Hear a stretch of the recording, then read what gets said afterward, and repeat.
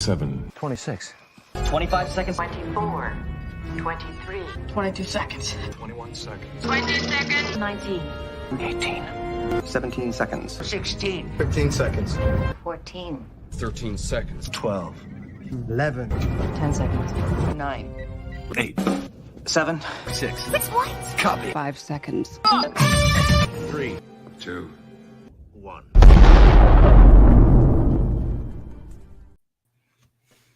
Hi everyone, welcome to Subspace Chatter, the show where we boldly go into discussing Star Trek: Strange New Worlds. Today we'll be discussing the 9th episode of the series, simply called All Those Who Wander. Please remember to like and subscribe to the channel. And let's say hi to everyone who's here today. Can we just introduce ourselves? Hi, I'm Brad. I don't have any specific channels that I own anywhere in the world or the internet. Hi, I'm Vanessa, and I have a YouTube channel called I Love Bad Star Trek. Hello, I'm Scott, and I'm host of the YouTube channel Opinions No One Cares About. And I'm Glenn. I'm an IT professional who owes his career to Star Trek, and I was born the same year as Star Trek, so I have a special affinity to the show. There we go. Well, thanks everyone for being here today and for preparing to discuss this episode with us. Okay, let's just jump right into some questions. Let's just go to the Gorn. Let's just start there. Are the Gorn overpowered in this episode? Yes. Absolutely. Vanessa, what do you think? Yeah. Okay. Yes. Especially compared to Canon Gorn, where they're sort of Yeah. Tai Chiing together with Kirk. Yeah. Compared to you're definitely going to die or become a nest for these things. Absolutely. Yes. Scott, you were going to say something? Yeah, so apparently even like straight out of the egg, they're super intelligent and murderous. They apparently can't be tracked by sensors in any way. They can't be tracked psychically. It seems like it's a lot, and they're really going to have to go to some extreme lengths. Like, it's lucky they're on this L-class planet that's so frozen because, they don't like the cold. But when I was thinking about like all the problems they have dealing with the Gorn, I thought of the Borg, who were this huge threat, back in the day, although it was a little more of an existential threat because you're worried about losing your identity to them. But I mean, at least you can track the Borg so you know where they are. With the Gorn, it's so much worse, and they're so much more deadly.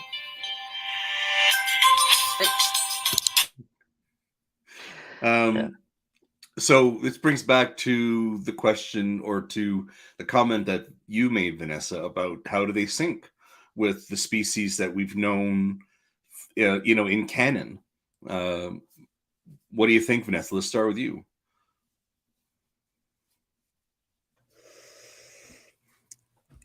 I think they're sort of much more feral, animalistic, sort of less humanoid than they are in TOS. They're, as La'an repeatedly points out, they're beyond, they will never communicate. They're sort of almost Romulan in that sense, where they're just not going to have some sort of interface with you and have a productive discussion. It's just, you are going to die. So even more, unreasonable than the Romulans. But just making them so that they're like, it's instant death to even come across one at all. Like 2-man enter, 1-man leave kind of situation every time. That seems like, while I like the episode, that does seem to be a bit extreme for an enemy. But I guess like for Star Trek, the most fearsome foes are the ones that you can't actually have a discussion with or like make any sort of progress with diplomatically. So Glenn, what do you think about this question? I think that they've decided when it comes to the Gorn that as long as they already violated canon in previous episodes and in Enterprise, they might as well just go ahead and go all out and just make a really amazing villain that's Strange New Worlds equivalent of the Borg. Okay. Yeah, I think that they're going to try and stay in canon for most things, but occasionally they're just going to break through the wall and go all out. Scott, what do you want to add? Anything to the conversation? Yeah, I can't believe I forgot. Like on top of everything else, watch out for their venom too, because it doesn't just burn you; it inseminates you. Right. I just thought that. Sorry. No, go ahead. I was just thinking how they mentioned how like the, I guess, fertilization process works differently between species. It's like days for humans and who knows how long for that alien Barclay. And then with Hemmer, that was like what, hours? So definitely don't let the Gorn near the Andorians. And obviously the Einar. I have a tough time kind of reconciling this notion of a space-faring, shipbuilding, advanced civilization species with a species that, or with what is being presented to us as a hyper-aggressive, dominance-seeking, fast gestating and fast maturing, animalistic species. They said countless times in this episode that they're going to be combating to find the alpha. Okay, so they have the alpha. They have one survivor of the brood, and that animal, that character is just so feral. I can't see how it progresses from there to a hierarchical kind of structure with cooperation that leads to kind of a successful spacefaring, culturally domineering kind of species. It seems disconnected a great deal. The gulf seems quite wide. So that's what I was thinking. Yeah. The only way I can actually see it reconciling is if. Oh, go ahead, Scott. I don't know if we're about to say the same thing, Glenn, but it's kind of like they have this survival instinct as soon as they're born that leads them to kill off, the other members of their own brood, but like somehow that sort of shuts off when they have to deal with like hatchlings from other broods, and then they can work together. They just have to kill all their siblings first. Yeah, I can definitely see that. And I think the only way they can reconcile it with canon is if once they get past this initial adolescent phase, if they actually start slowing way down and gaining more intelligence. But it's going to be a long story climb, I think, to get there. Yeah, it's a very big climb for sure. All right, so let's just get into some of the story elements. We'll come back to the Gorn in a little bit, but let's just get to some of the story elements. Somebody, when we were discussing some questions for today, they wanted to know about the Peregrine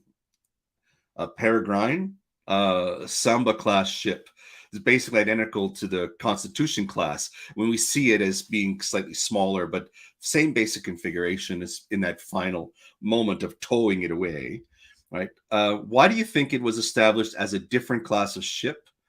And would you have liked to see it rather as a Constitution class instead of a separate class?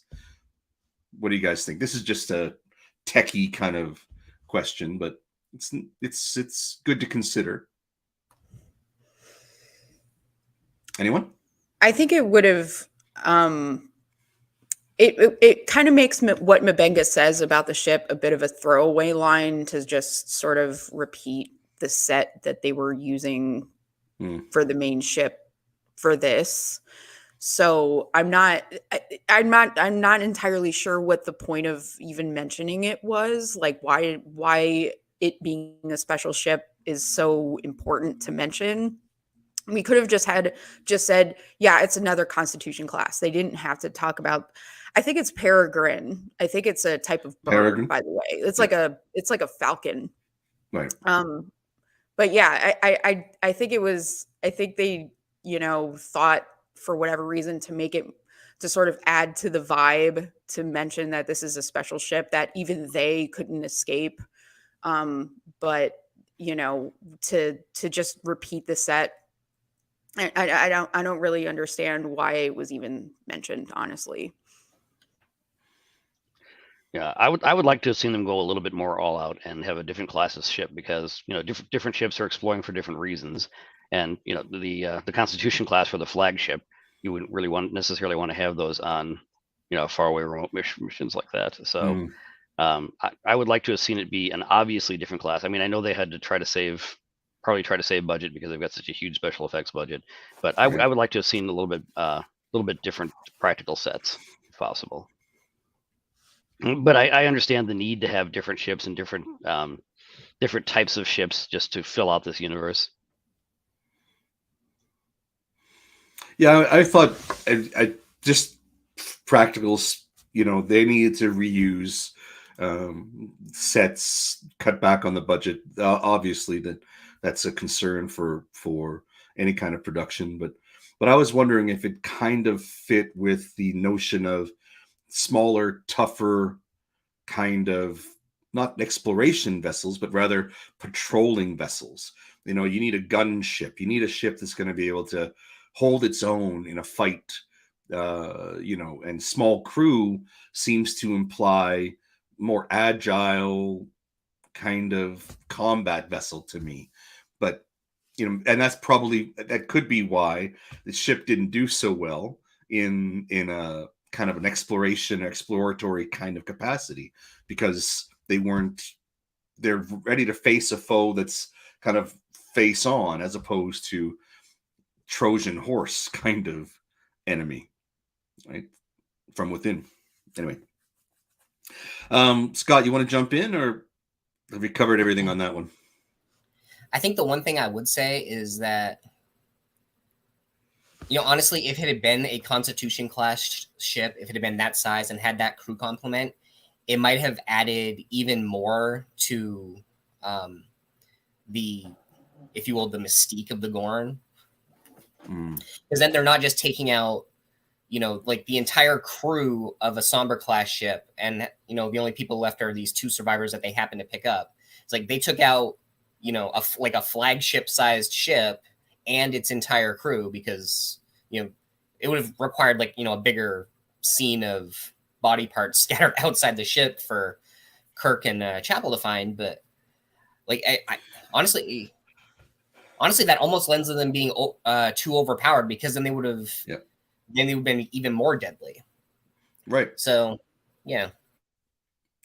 So one of the other questions relating to the Somber class ship was the backstory of some of the characters. So the three refugees that were picked up. Some of us, when we were chatting about the episode, they wished they'd had a little more backstory, a little more history behind the characters that they presented. Does anyone else kind of feel the same way about those castaways or those refugees? I get the feeling they might have tried to film something, but in the editing room, it might have hit the cutting room floor, just because they had to save time for the episode. Yes, I would like to have seen it, but I can understand why they wouldn't include it in there. I think that what this episode's purpose was to sort of pivot a lot of characters' arcs in a very dramatic way. And I think, as much as I personally would have liked to hear more about these refugees, I think the main purpose of the episode was to develop certain people, and that was the focus instead of other folks. Because really, once the episode's over, those people are probably going to be forgotten. Right. However, like Spock and Chapel and La'an and everybody else, those folks are definitely being pushed in a very forward moving place. So Yeah, that's those characters, they seem more like props, right? Convenient props to drive the story forward for the other characters in the episode to react to or to use for their own journeys, right? For sure. Yeah, I Scott, mean, La'an is specific. Yeah, La'an is like specifically leaving the Enterprise because of that little girl's backstory. I find it weird that she's been missing for 2 years, and it's going to take like this extended effort to find her family. But wait, did they say they were out in like on the edge of Federation space though? Yeah. Okay, that makes more sense. Non-Federation space. Yeah. Yeah, so now you got a random character's backstory driving La'an's character arc. Right. And we'll get into the characters in just a second, but I want to take a minute to ask about, for me, when I was watching the episode, there were very obvious parallels to the Aliens franchise. And I wanted to know what you guys think, if it was a successful nod or a successful homage to, basically the Aliens franchise, which kind of established not just sci-fi, but sci-fi horror as a component of that genre. So what do you guys think of that question? Well, this was absolutely a sci-fi horror episode. Now, I'm going to be straight up here. I've never seen any of the Alien movies, but I've seen enough nods and homages to them to the point where, like when Sam Kirk's getting angry and kind of losing his mind, I really half expected him to be like, "This is a bug hunt, man, a bug hunt." Yeah. Everyone's seen those clips for sure. Right? He just had that mentality. And, you get the idea of like a haunted ship with as an obvious alien nod. And then, like the Gorn vision can kind of remind you of Predator. I think I read somewhere like the kind of adolescent design of the Gorn reminded somebody of the Velociraptors in Jurassic Park and the way that they hunt. Yeah. So yeah, there were more than a few nods to things here, but they did it extremely well. I think if they really wanted to be much more faithful to the Aliens franchise, what they could have done is not show the aliens nearly as much as they do. I think part of the horror is just hearing and knowing that they're around, that like in the Aliens like sequel, they're basically like displays on a little hand console, or you hear them moving around in a pipe. But like they showed it a lot, which kind of took away from that mystery and tension for me. But I mean, the parallel is very obvious. Yeah, actually, I was thinking about calling this episode "Strange New Alien Predators" because I also noticed an homage to the Predator franchise and the way the Gorns were seeing the crew. But actually, in terms of cinematography, I thought they did an amazing job. The camera angles, the lighting, all of that. But I do think it might have been a little bit too obvious, shall we say? But I definitely saw Sam Kirk as the Bill Paxton / guy in Galaxy Quest character. Yes, it's game over, man. Game over. Yeah. So that part I actually enjoyed.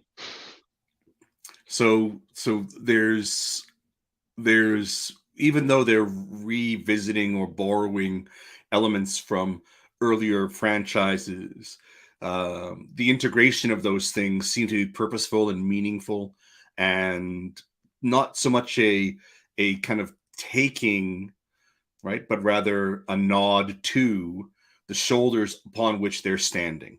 So not just the Star Trek franchise, but there are other franchises that have been influential in sci-fi and culturally significant, right, to past generations that they're acknowledging. That's how I'm viewing it. All right, so let's get to some character stuff. I know that this episode was, yes, rest in peace, Hammer. Thanks, Toby. Yeah, there is some significant kind of story elements revolving around the characters, and one of them being Hemmer. Why wasn't Hemmer treated sooner after he was sprayed? You know, why didn't that happen? Anyone want to jump in with that question? Because Vanessa? he needed to die. 'Cause he needed Go ahead, to die. Vanessa. Okay.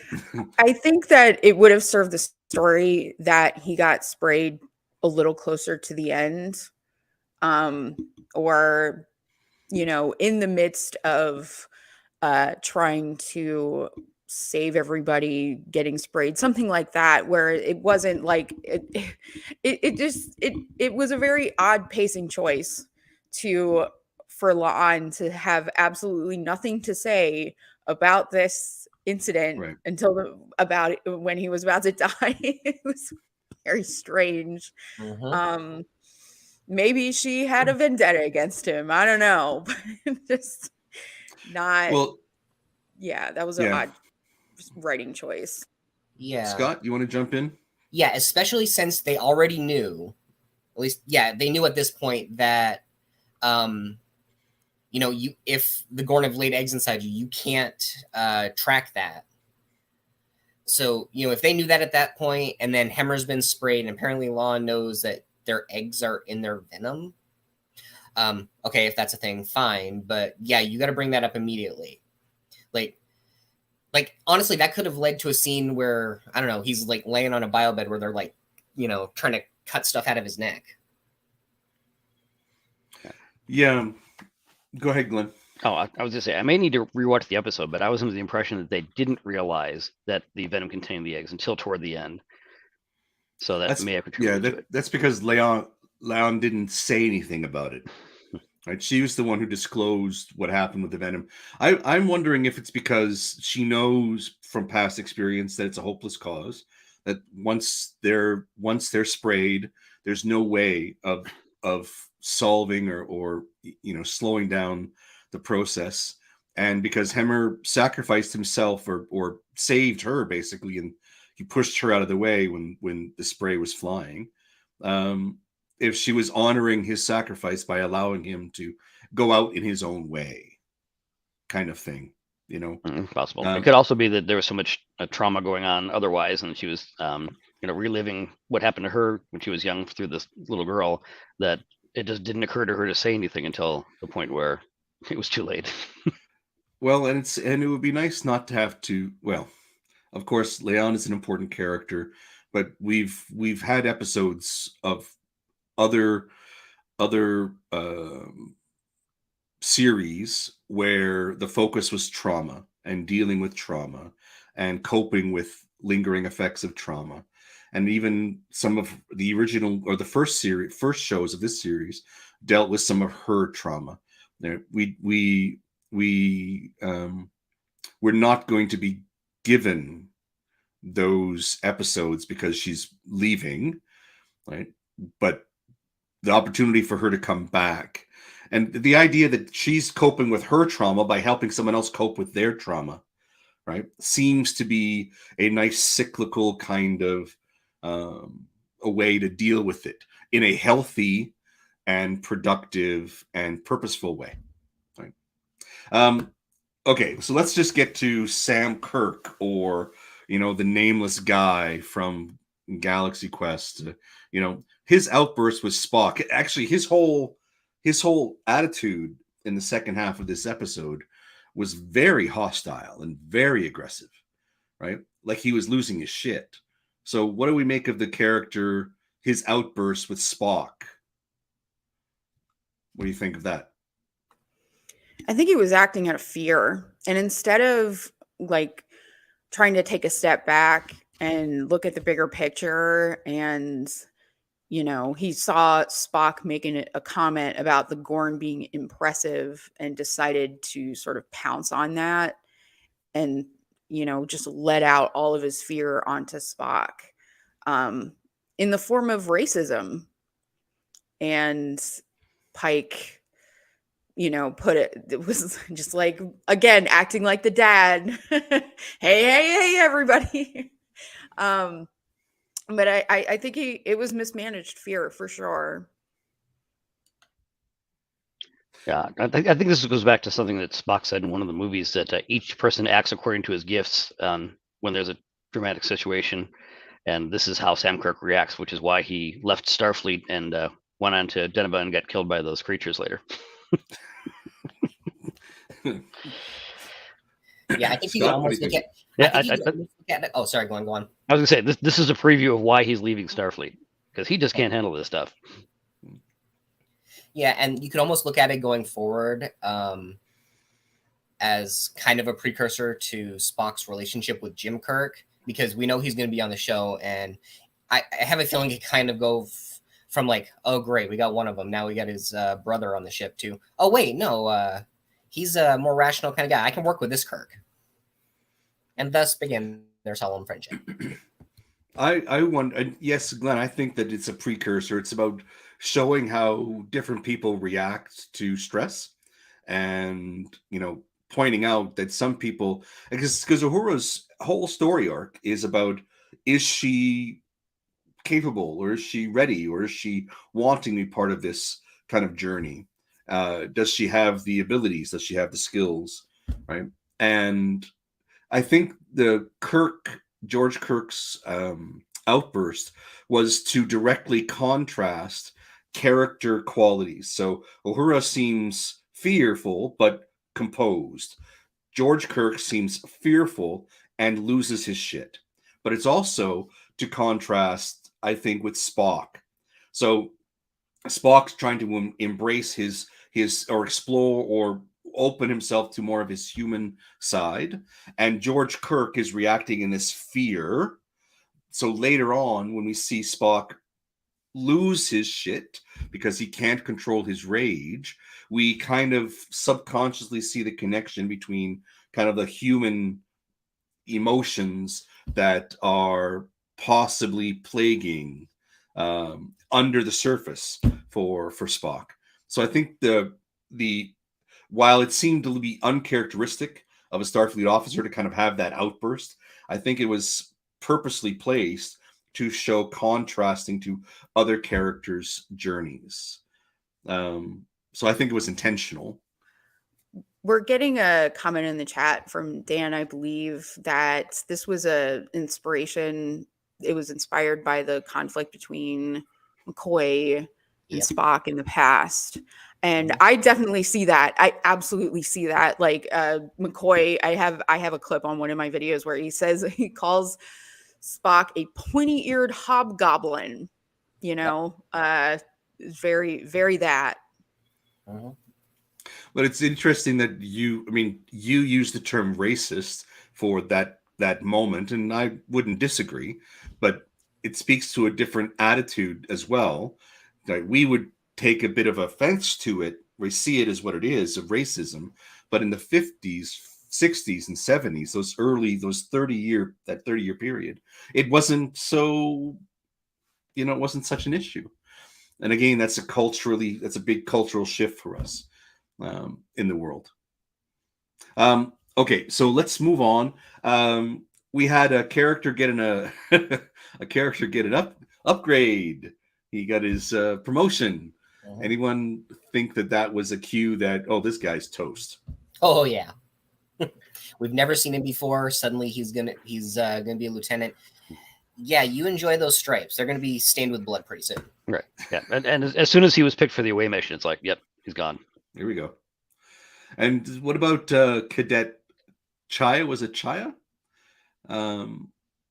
The other ensign, right? The one who was unceremoniously done in the sick bay.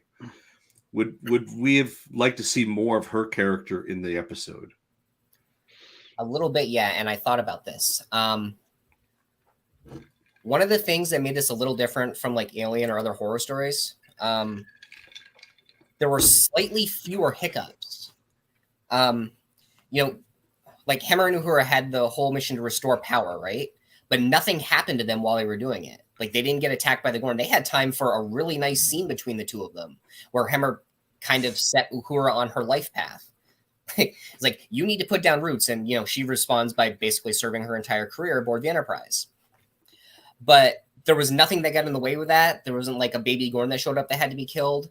So maybe if like one had shown up and started causing havoc, they could have given Cadet Chaya, I guess, Chaya. Otherwise you probably get slammed by the Chia Pet people, right?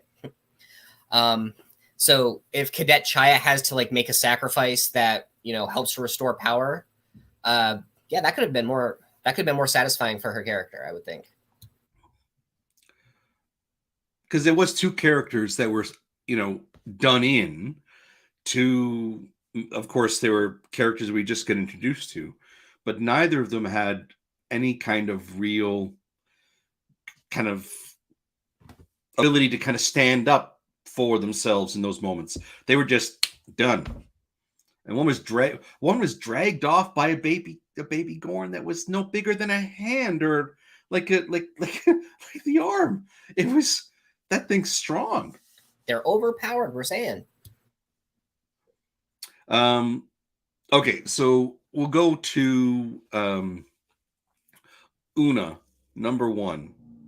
Right? She's largely, or Mom, right? She's largely missing in this episode. She appears a little bit, and then she isn't there again. So this is a pattern that seems to be persisting. Do you guys like this pattern? What do you think about this character not playing an integral part in the majority of these episodes? It seemed to be like, it's almost like a running joke at this point where Pike gives her a task that just conveniently keeps her away from the main action almost every time. And it's like, what is going on? Is Rebecca Romaine just has a restrictive schedule and she can't commit as much time to this role? Is it like, what are the writers doing? I really am dying to see these two people, Pike and Una, work together to solve a problem, because it just doesn't seem to be a priority, and I'm not sure what's going on there. I really want to see more of this character. Like the fact that Una was taken off of the pilot episode and never reintroduced to TOS, and seeing this person again on Strange New Worlds was like I was overjoyed to see Una again, and I just want more of her. Bottom line. Yeah, I believe what they're trying to do is they're trying to focus on certain characters for extra development. I mean, everybody's gotten a wonderful backstory, and they did have an Una-centric episode earlier in the season. So what they're trying to do is grab different people and do extreme character development as opposed to just surface action and exposition. So I think we'll see more of her, but I think they said, okay, we already had an Una-specific episode, so let's move on to other people. Yeah, not to get slightly off topic, but they still need an Ortega-centric episode, and there's only one left in the series. And she wasn't in this episode very much either. That's true. That's true. So that leads nicely to the next question, which is, in what ways was the episode successful in furthering character growth for the ones we've already seen, like Spock and Chapel and Uhura and Pike and George Kirk, Leon, that kind of thing. So pick one of those characters and just tell us what you think about the growth of that character in this particular episode. I think Uhura's story made a lot of sense because Hemmer has always known exactly who he is and what he wants to do. And when he was in the throes of almost dying and everybody pleading with him to sort of, change his mind, let's do something else. He's like, no, I know exactly what I'm going to do now. And I'm, giving that character some agency. Again, talking to Uhura about what to take away from this experience, and nothing, I've lost somebody close to me fairly recently, and there is nothing that gives you clarity quite like that. Not to say that you want that to happen, but like nothing really clarifies for you what you want to do in life more than, being reminded of the brevity of it. And when she saw the communications console, it just felt like she was sort of avoiding maybe making this her roots, but finally, like, yes, this is who I am. And just having that sort of galvanized moment was really touching, and I appreciated that. Well, they did a nice job of explaining or connecting her past trauma to the decisions that she was making about being the first to say goodbye, so you don't have to have goodbyes with people that she cared about because it was too painful for her. So she was always doing it on her own, on her own kind of trajectory or her own path. She did what she wanted to do when she wanted to do it.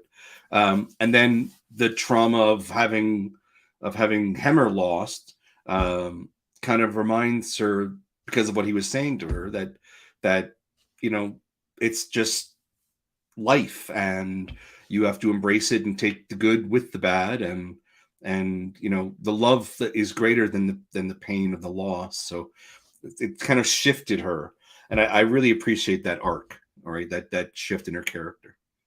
Scott, Glenn, any characters you want to talk about? Well, just to complete the idea on her, you've already done an excellent analysis, but the way she subtly looked at the communications console at the end pretty much crystallized her entire character arc growth there. You could see what she was going to do and why she was going to do it. Right. But I actually liked the fact that that Sam Kirk kind of forced Spock to lose control of his emotions, and he needs Nurse Chapel to help him, and we're foreseeing what's going to happen with him. And some people have said that the romance between Spock and Chapel shouldn't happen because it violates canon, but I really think that the way Chapel looks at him in the original series has to be as a result of something happening in the past. So if they have a romance, I think that's fine, especially if they handle it subtly like they've been doing everything else. And you can't deny the amazing chemistry between Ethan Peck and Jess Bush. It's just amazing. So I thought his character growth, I mean, we know what's going to happen, but the way they're going about it is fantastic and is going to lead to some wonderful things in the next season, I think. Scott? Well, y'all took all the fun ones, but I suppose if you're going to talk about Pike, I don't know how much furthered his character arc here, except that it does kind of seem like he took on this away mission, with his continuing devil may care attitude. He's like, yeah, whatever, I'm going to end up in a beep chair eventually. So, I'll go down to this planet where there's no communications and it's absolutely freezing. But I try to think back about it. Like, I'm thinking about that last scene where La'an was telling him that she was going to leave the ship. And I can't help thinking, like, am I missing a scene earlier on where, like, they became closer? Because I almost feel like the point where she said goodbye and she was like, Captain, she called him Chris, almost wasn't earned, unless there's something I'm missing, and there was a point where they actually did become closer, and I'm just blanking on it over the past 9 episodes. I think that this was her acknowledging, right, the impact that he had on her, and the way she was able to process and change as a person, not just because he was the captain, but because he was who he was as a person, right? And for Pike, they are definitely embracing this whole dad figure, right? I mean, right down to the dad joke, right? And he's taken the young ones down to the planet to do one little tour, and it'll be good for him. They're embracing this teacher, this coach, this father figure, and because they're leaning into how he 10 years from now, what's supposed to happen to him. He saves the lives of cadets, so he's got this this whole kind of young guide, protector kind of vibe, and yeah, let's embrace that. And I think Leon, for her to take this very stern, very firm kind of characteristic of herself, and she's only ever kind of broken that with Una, right? She has an affinity or affection for Una. This kind of points to maybe a developing respect, not just as a captain, but as a human being, as a person. So and I said before, I think they've really brought a nice circle to her kind of story and giving her an opportunity to lead the ship and sacrifice kind of her career for helping a child who she sees herself within, right? But helping her and thus helping herself kind of cope with this. But to me, Chapel is a really interesting character because she was a kind of a flighty, kind of flirty character, and we're seeing some real depth to that character and her moments shared with Spock. And I think those are nice character arcs or nice components. You see some of that depth of that emotion and that affection for people.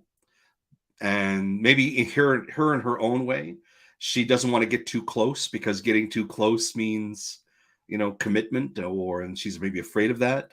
But with Spock, she's kind of moving in another direction.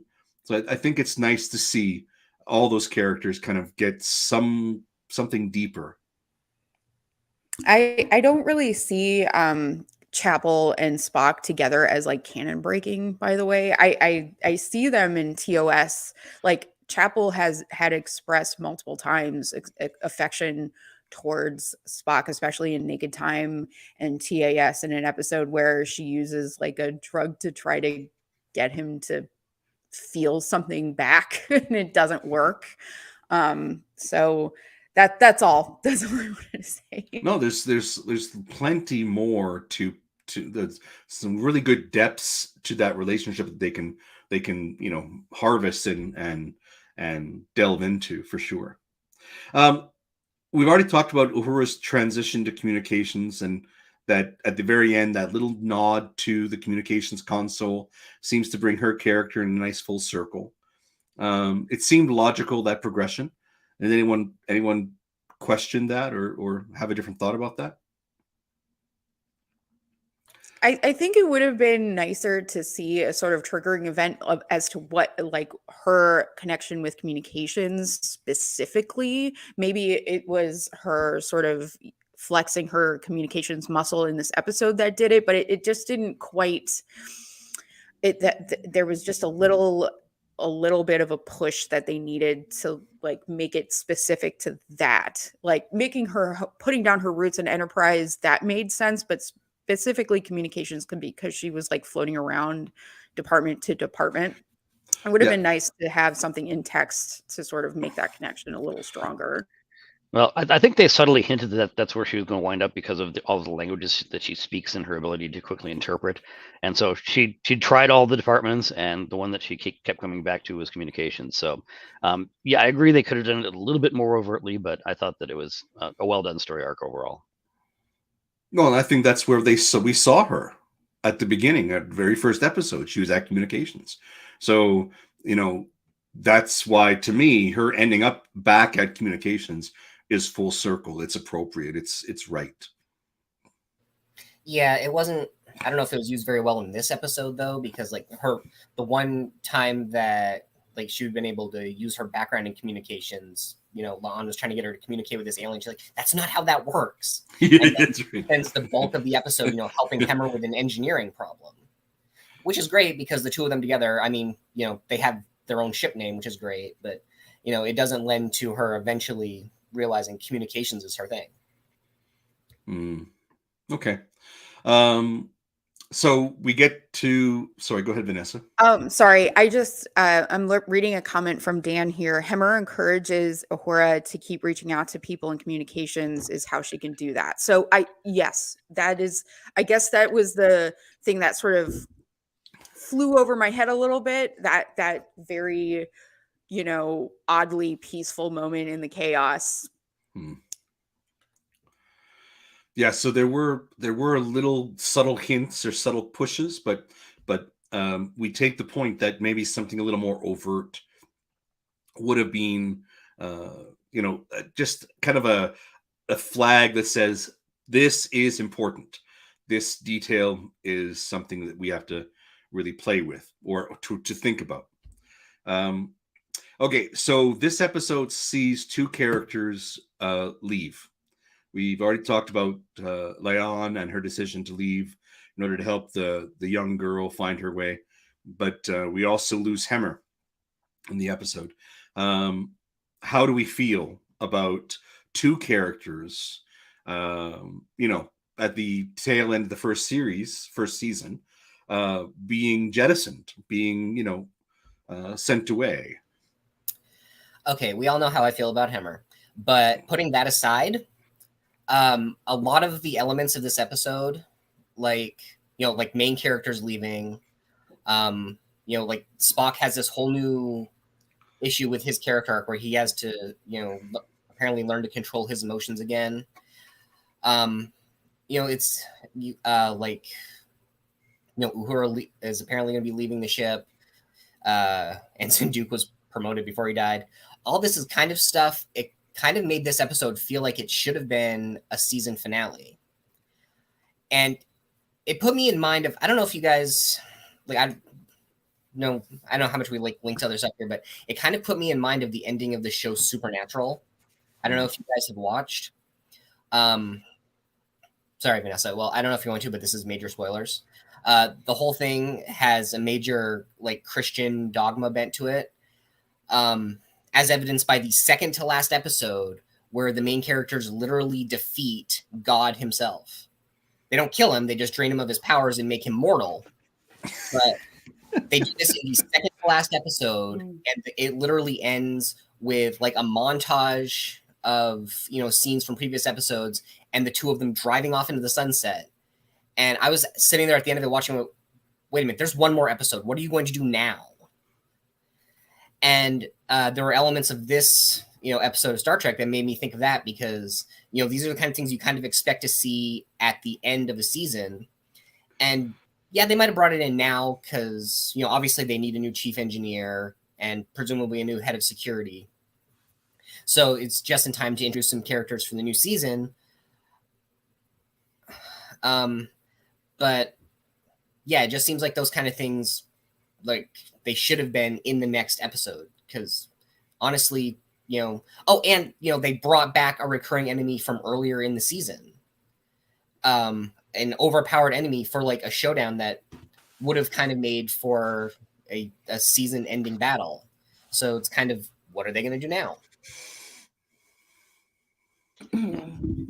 I thought that if you're going to kill a main character, this is how you do it. That they have some agency in the end.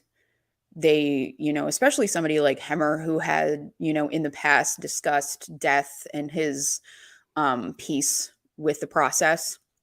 I think, this had been built up to appropriately. And his character had an epic last shot, falling off the Enterprise. I thought that shot was amazing. So I felt like that was emotionally satisfying. Not that I want a character to die, but I think if you're going to kill somebody, don't do it like Tasha Yar. Don't do it like the weapons officer in Discovery in the very beginning, that they get attacked by a tardigrade and basically explode. It's so senseless and ridiculous, but I appreciated this. As far as La'an, it felt like it was very full circle, but it also just storytelling wise felt kind of tacked on, an afterthought a little bit. And I wish, and I did appreciate, the first name basis thing, because in the past, once a crew member just, refers to as or regards their captain by their first name, that's a very personal moment, like when Crusher called Picard Jean all the time. That's how you make that sort of beyond job connection. I appreciated that, but I just felt like it didn't quite build up. I just wonder, are people's contracts running out or what?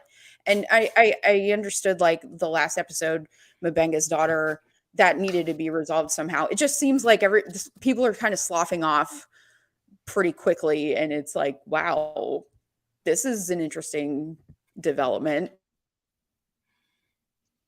Yeah, I agree that the timing was off. That this did really feel like a season finale, but I thought they handled Hemmer's death amazingly. I actually thought they did a pretty good job with Lon too. A very good description of why she's leaving. I'm not sure if we should have had two main characters leaving at the same time. I'm also not sure if Uhura is actually leaving the ship at this point. She was talking about leaving the ship, but she may actually stay around. But of course, we know that Hemmer has to leave because eventually we have to get Scotty. Um, and yeah, I'd actually like to see Chris Doohan play the character. They probably didn't get him, but that would be fantastic if they did. Yeah, it's you want to. Again, I see that there are two, well, three deaths really. I mean, there was, the senseless ones that were taken out of nowhere, where the character had no agency at all. They were just surprised and gone, right?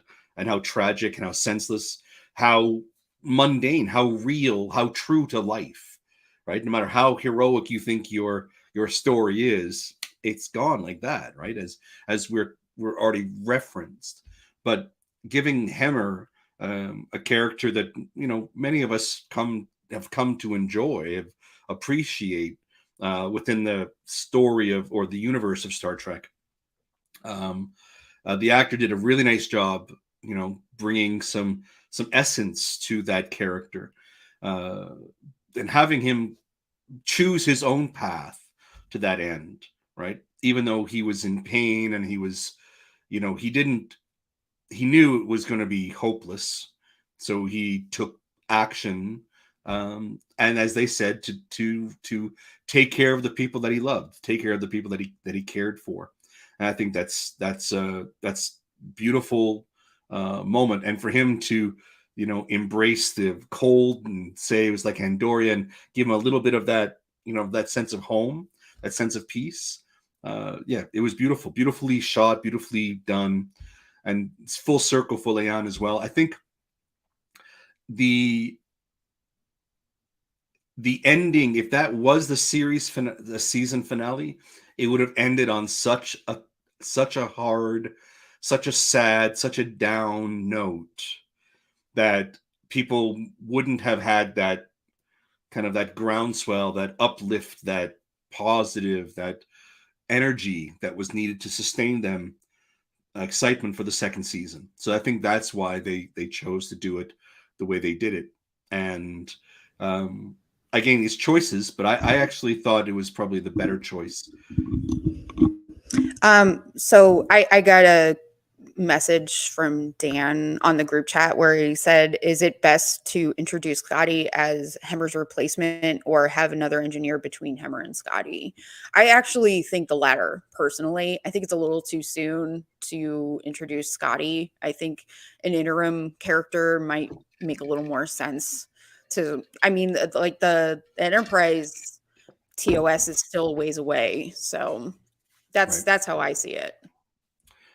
Yeah, I would agree. I think that Scotty, if he's going to come on, he needs to come on in a later, later series or season. But yeah, it's too soon. Okay, so we'll move on to one fun little moment to lift it up a little bit.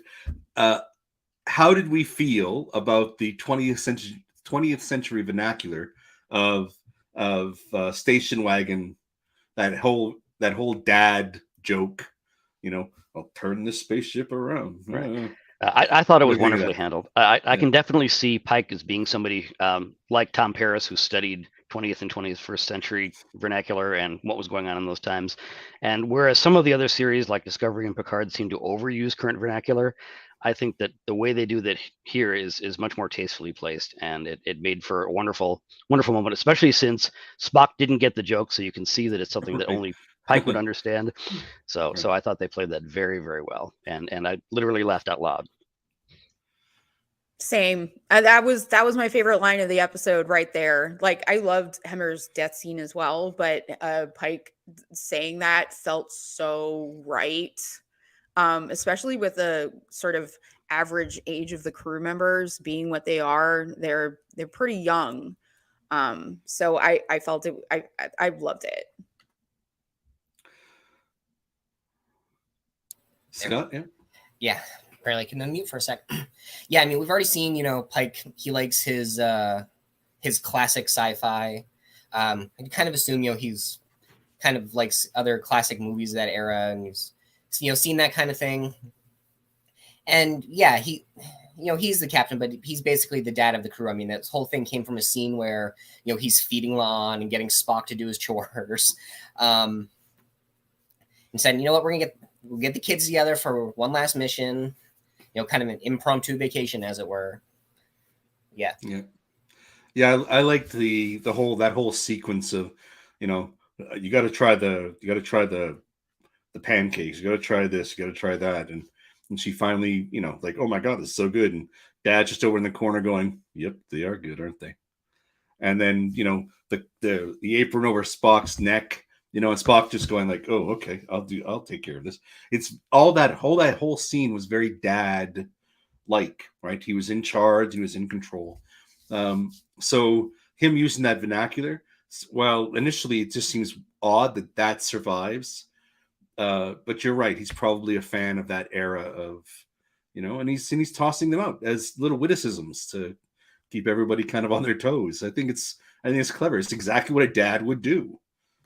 Right. And he's been kind of unofficially and subtly acting as the dad of the series, but this actually just fleshed it out and just put it out there for everybody to see. Yeah, he is the dad. So season finale next week. What are we hoping to see? Anyone want to jump in? Well, I would like to see something uplifting. I would like to see something heroic. I'd like to see something where all this kind of sacrifice and commitment and caring for the crew comes to fore, and like, yes, they're successful because they are a family, because they've committed, and it's uplifting episode, because that's what this particular series is trying to do. Return to that hopeful quality of I mean, yes, there's going to be some dark things, but there's so much other stuff that's dealing with darkness. It's nice to see something positive, something uplifting. That's what I'm hoping for. I'd like to see an Ortegas episode where she and Una possibly work on something together, do something to save the ship, something like that. Help Ortegas reconnect with her past, something like that. Like, it's such a common theme in Starfleet for people to escape their past. They have, something or someone that they're trying to run away from. And like, what is it? What is Ortega's deal? We have no idea. And I would like that personally, and have that sort of like be the thing that buttons things up. Absolutely. Definitely need to see more Ortegas. So that's number one. Number two is, yes, I'd like to see something that does what the original series did better than anything else, which is kind of balance sci-fi, action, humor, and good storytelling all at once. Something that leaves us with a smile on our face. Right. I think I don't know about overarching story elements. At first I was thinking like, a big blown out space battle. But I thought that, they did that pretty well in Memento Mori, so maybe we don't need that. On a much smaller scale, I think I'd like to see just like the smallest of incidents that finally puts that fracture in the relationship between Spock and T'Pring. Because, we can accept a lot of changes to canon, but I don't think anybody actually wants to see the two of them end up together. So if there was just, I don't know, some heartfelt moment between Spock and Chapel that T'Pring happened to see, and she realizes, wait a minute, they're not putting on a show this time. And it's just that first little chink, and then that gets explored in the next season until, they're finally over. Yeah, that would work for me. Oh my goodness. But no cliffhangers, right? I mean, a self-contained story, but no cliffhangers, no two-parters, no nothing like that. We want to see something that just wraps up in that particular episode. Or we reintroduce Angel.